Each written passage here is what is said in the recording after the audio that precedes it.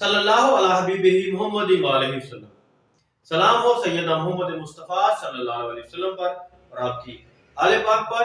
Welcome करता हूं आपको आपके अपने चैनल एग्रो कंसल्टेंट ज़िया में। एक सवाल, गंदम की फसल पर 80% सल्फर स्प्रे कर सकते हैं या नहीं कर सकते? आज इसके बारे में वजाहत बयान करना चाहूंगा। 80% सल्फर, पहली तो ये बात है कि फ्लड करें, फर्टिगेट करें। ये इसका बेहतर तरीका है गंदम की फसल में। फर्टिगेट करें नाइट्रोजनी खाद के साथ मिलाकर, क्योंकि अगर आप सल्फर को मिक्स करके नाइट्रोजनी खाद के साथ छटा करते हैं या फ्लड करते हैं तो नाइट्रोजनी खाद की अफादियत बढ़ जाती है, जाया नहीं होती है। इस पे बड़ी तफसील से मैं वीडियो दे चुका हूं।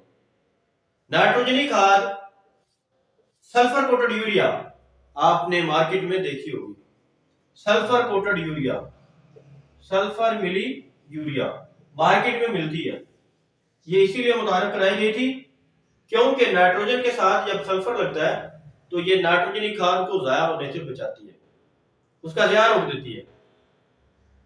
अब क्या हम स्प्रे कर सकते हैं गंदम की फसल पर सल्फर को? काफी दिनों से कुछ दोस्त सवाल कर रहे थे कि हमने फ्लड तो नहीं किया, फर्टिगेशन नहीं कर सके, तो क्या हम स्प्रे कर सकते हैं? क्वेश्चन अच्छा था उनका, मकसद फौत हो जाता है। हम तो फ्लड इसलिए करवाते हैं कि यूरिया खाद का ज़िया रुक जाए या नाइट्रोजनी खाद का ज़िया रुक जाए, जाया ना हो। स्प्रे करना तो कोई जरूरी नहीं है गंदम की फसल पे। कुछ दोस्तों ने कहा कि सल्फर फंजीसाइड होता है, फफूंदी कुछ होता है, हम हिफ्ज़-ए-मात गंदम के तौर पे स्प्रे करना चाह रहे हैं ताकि फफूंदी के कोई मसाइल अगर गंदम में आ जाएंगे तो वो कवर हो जाएंगे। तो सल्फर 80% वाला गंदम में फफूंदी के किसी भी मसले को कंट्रोल नहीं कर पाता, रस्ट को भी कंट्रोल नहीं कर पाता। सल्फर 80% अगर इसलिए कर रहे हैं ना कि ये फफूंदी कोष के तौर पे हमने स्प्रे करना है तो बिल्कुल रिकमेंड नहीं किया जाता। गंदम की फसल पे सल्फर 80% आपने फफूंदी कोष के तौर पे स्प्रे नहीं करना।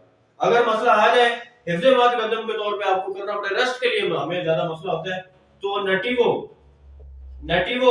बायर कंपनी का आपने स्प्रे करना है। हिफ्ज़-ए-मात गंदम के तौर पर रस्ट के लिए आपने नेटिवो स्प्रे करना है। 80% वाला सल्फर आपके मसले को हल नहीं कर सकता। सिंध में ये मसला आम है, सिंध में ये रिकमेंडेशन दी जा रही है। सिंध में मुझे इस हफ्ते में बहुत ज्यादा कॉल वसूल हुई है जिसकी वजह से ये प्रोग्राम मैंने बनाया। सिंध में कुछ डीलर जिम्मेदारों को गुमराह कर स्प्रे करवा रहे हैं कि ये जी फफूंदी को इसके तौर पर हिफ्ज़-ए-मात गंदम के लिए होगा।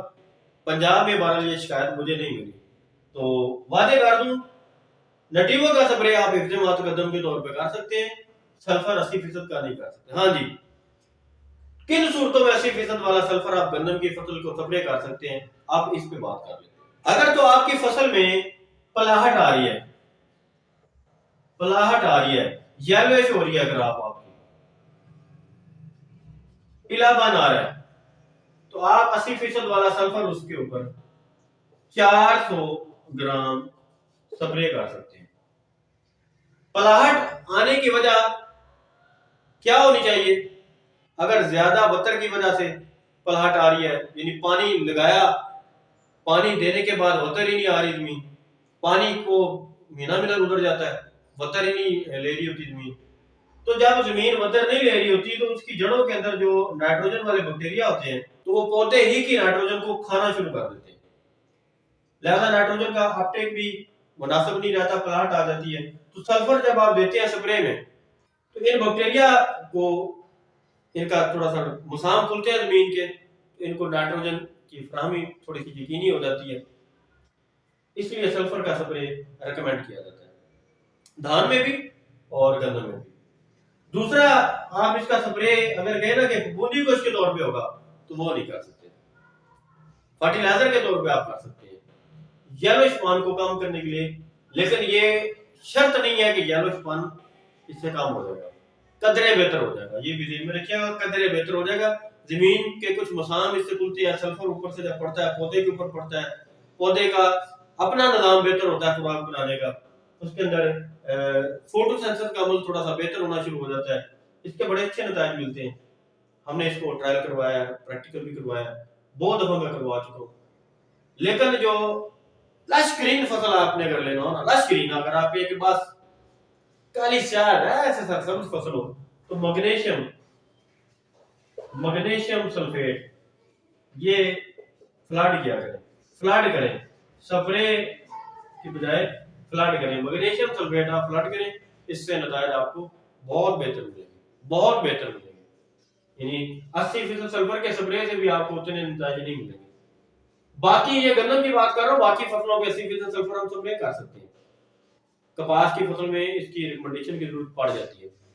इसी तरह बरसीम की फसल या चारे की फसल, उसमें हम सल्फर स्प्रे करते हैं तो उसकी गलने सड़ने का जो बीमारी आती है, गलाव का जो मसला आता है, वो भी कंट्रोल हो जाता है। बरसीम में या लूसन में ये जो मसला आता है ना, 80% वाला सल्फर 1 किलो हम स्प्रे करवा देते हैं, वो गलाव के मसले को भी कंट्रोल कर देता है। कुछ फसलों में ये एज ए फंजीसाइड हम इस्तेमाल करवाते हैं, लेकिन ध्यान में रखें गन्नम को फफूंदी को उसके तौर पर हमेशा इस्तेमाल मत करें, जरूरत नहीं है। और अगर वत्तर का कहीं मसला आ जाए, जमीन वत्तर ना छोड़ रही हो, तो वहां सल्फर आप स्प्रे कर सकते हैं, पौधे को बूस्टअप मिल जाता है। ऐसी जमीन में जहां वत्तर ना आ रहा हो, वहां सल्फर आप 10 किलो यूरिया के साथ मिला के छिट्टा भी करेंगे तो उसकी भी अच्छी दाम मिलेगी। मकसद जमीन के नुकसान हो जाता है। छोटी फसल पे हम स्प्रे करवाते हैं क्योंकि वो जमीन पे भी पड़ता है, तो उससे काफी बेहतरीन के नतीजे मिलना शुरू हो जाते हैं। अल्लाह ताला आप पर फजल फरमाए, करम फरमाए। शुक्रिया किसान, शुक्रिया पाकिस्तान, वस्सलाम। कायद आज़म जिंदाबाद, पाकिस्तान जिंदाबाद, हमेशा खुश रहे, आबाद रहे। जज़ाकल्लाह।